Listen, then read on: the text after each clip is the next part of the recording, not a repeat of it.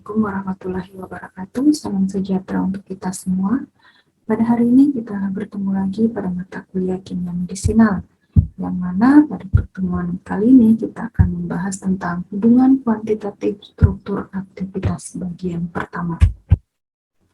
Hubungan kuantitatif struktur aktivitas HKSA atau biasa juga dikenal dengan Quantitative Structure Activity Relationship (QSAR) merupakan salah satu bidang ilmu yang erat kaitannya dalam hal desain molekul. Jadi diharapkan setelah mempelajari tentang ini, kita mampu untuk mendesain molekul baru yang nantinya aktivitasnya akan lebih baik dari struktur molekul sebelumnya melalui persamaan HKSA ini. Misal saja dari turunan senyawa kurkumin, ya. Kita akan mencari turunan-turunan senyawa atau derivat senyawanya melalui penelusuran internet, dan kita akan analisis dengan menggunakan HKSA.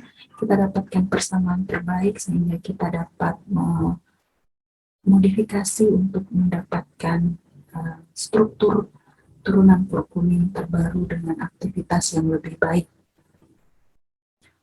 Dalam melakukan desain obat, kita kenal ada istilah LBDD dan SBDD.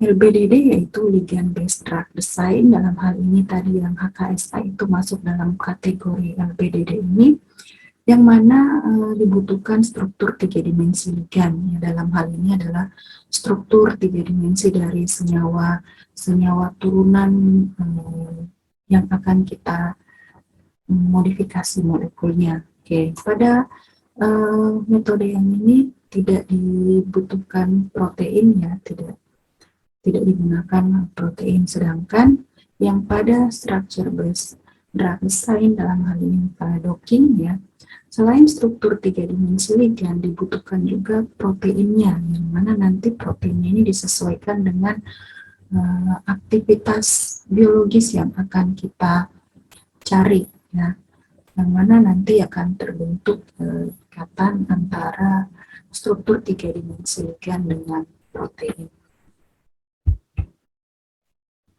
Oke, definisi hubungan kuantitatif struktur aktivitas yaitu hubungan antara struktur dan aktivitas biologis yang dinyatakan secara matematis. Terdapat hubungan kuantitatif antara sifat mikroskopis struktur molekul dan sifat makroskopis aktivitas biologis dari suatu molekul dengan perubahan deskriptor dari molekul-molekul tersebut. Tidak hanya terbatas pada pengaturan ruang dan hubungan antar atom dalam molekul, tetapi juga termasuk sifat fisika dan kimia yang melekat pada susunan tersebut. Maksud dan tujuan HKSA. Suatu senyawa yang kita analisis atau yang kita isolasi dari suatu bahan alam, kita akan identifikasi struktur senyawanya, yang mana nanti dari senyawa itu akan diuji farmakologisnya, sehingga kita akan tahu aktivitas biologis yang akan diberikan dari senyawa tersebut. Tidak menutup kemungkinan mungkin aktivitas biologis yang diharapkan tidak sesuai dengan yang diinginkan, maka tadi melalui HKSA di sini kita dapat memodifikasi senyawa baru yang akan menghasilkan aktivitas yang lebih baik. Dalam hal ini, ketika kita akan melakukan modifikasi senyawa baru, hal yang paling mendasar perlu diketahui yaitu deskriptornya. Dalam hal ini mengenai aktivitas sifat fisikokimianya yang terkait sifat elektronik, sterik, dan hidrofobik. Dari sini kita akan masuk dalam persamaan kisarnya untuk mendapatkan persamaan terbaik. Kemudian dari situ kita akan mengganti gugus isosterik yang nanti akan bisa memberikan aktivitas yang lebih baik, dan sifat toksiknya pun juga bisa berkurang. Setelah kita sudah mampu memodelkan senyawa baru dengan aktivitas yang lebih baik, maka langkah selanjutnya yaitu melakukan sintesis senyawa rasional dari senyawa yang sudah kita modifikasi tadi. Persyaratan dalam studi Kisar yaitu semua senyawa analog merupakan seri senyawa homolog, jadi harus satu seri senyawa homolog. Semua senyawa analog mempunyai mekanisme aksi yang sama. Jadi mekanisme aksinya harus sama dari satu derivat senyawa tadi. Kemudian semua senyawa analog terikat pada reseptor yang sama. Dalam hal ini aktivitas biologis yang diberikan itu harus sama karena memang yang akan kita lihat itu adalah satu aktivitas yang mungkin bisa kita modifikasi dari turunannya tadi itu kita mendapatkan turunan yang baru untuk aktivitas yang sama. Kemudian efek penggantian isosterik dapat diprediksikan. Dalam hal ini, penggantian isosteriknya ini dapat kita prediksikan melalui persamaan matematis yang nanti kita dapatkan melalui persamaan kisarnya yang setelah kita analisis itu dari deskriptornya tadi mana yang paling mempengaruhi ketika akan dilakukan penggantian. Kemudian binding affinity-nya berkaitan dengan energi interaksi, yang mana hal ini juga akan berkaitan dengan aktivitas biologisnya. Perkembangan metode HKSA yaitu ada metode Free-Wilson dan ada metode Hans. Metode Free-Wilson. Free dan Wilson di tahun 1964 mengungkapkan bahwa model de novo atau model matematik Free-Wilson, yaitu respon biologis merupakan sumbangan aktivitas dari gugus-gugus substituen terhadap aktivitas biologis senyawa induk. Dalam hal ini, logaritma aktivitas biologis itu dinyatakan sebagai total sumbangan substituen terhadap aktivitas biologis senyawa induk tambah dengan aktivitas biologis senyawa induk. Pada substitusi bermacam-macam gugus pada daerah atau zona yang berbeda dalam struktur senyawa induk, maka logaritma aktivitas biologis itu adalah total sumbangan aktivitas dari N substituen dalam N zona terhadap aktivitas senyawa induk. Jumlah senyawa yang disintesis merupakan hasil kali jumlah substituen pada tiap-tiap zona dari senyawa induk. Contohnya, suatu turunan senyawa induk akan dilakukan modifikasi struktur pada 3 daerah kedudukan dengan memasukkan 3 macam substituen. Maka dimungkinkan sintesis sebanyak 27 senyawa. Jumlah minimal senyawa yang disintesis untuk dapat dianalisis dengan model Free-Wilson dinyatakan melalui persamaan sebagai berikut, yaitu N sama dengan 1 ditambah dengan jumlah dari kedudukan substituen dikali dengan jumlah substituen pada kedudukan I dikurangi dengan 1.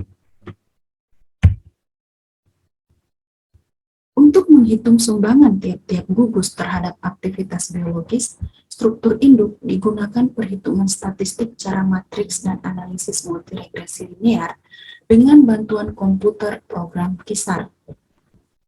Dari perhitungan tersebut akan didapat gugus-gugus yang memberikan sumbangan optimal terhadap aktivitas biologis struktur induk. Contoh, hubungan struktur dan aktivitas antibakteri terhadap S. aureus dari turunan 6-deoksitetrasiklin. Ini merupakan struktur umum dari 6-deoksitetrasiklin yang mana akan disubstitusi pada posisi R, pada posisi X, dan pada posisi Y. Berdasarkan hasil logaritma aktivitas biologisnya dapat dilihat pada tabel berikut bahwa senyawa pada nomor 4 itu memberikan aktivitas yang paling besar dengan nilai 525.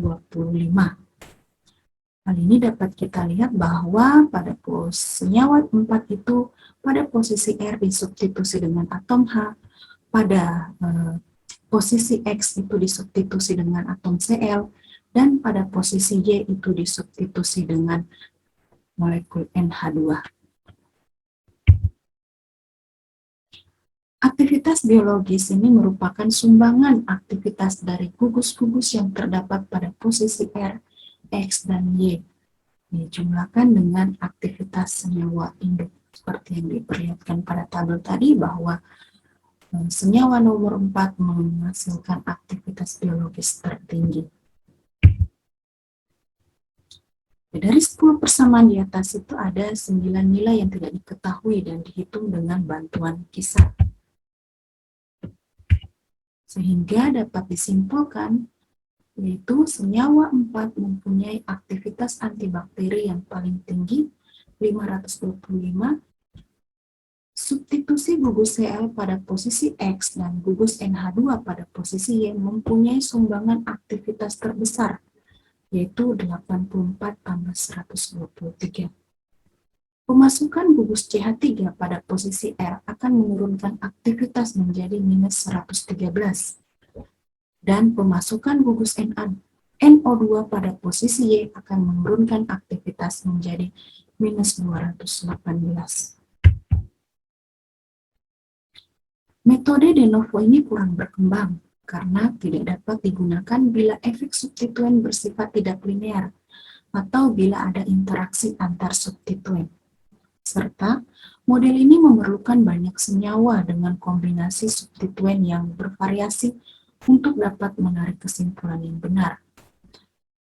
Selain kekurangannya, metode Free Wilson ini juga memiliki keuntungan, yaitu dapat menghubungkan secara kuantitatif antara struktur kimia dan aktivitas biologis dari turunan senyawa dengan bermacam-macam gugus substitusi pada berbagai zona.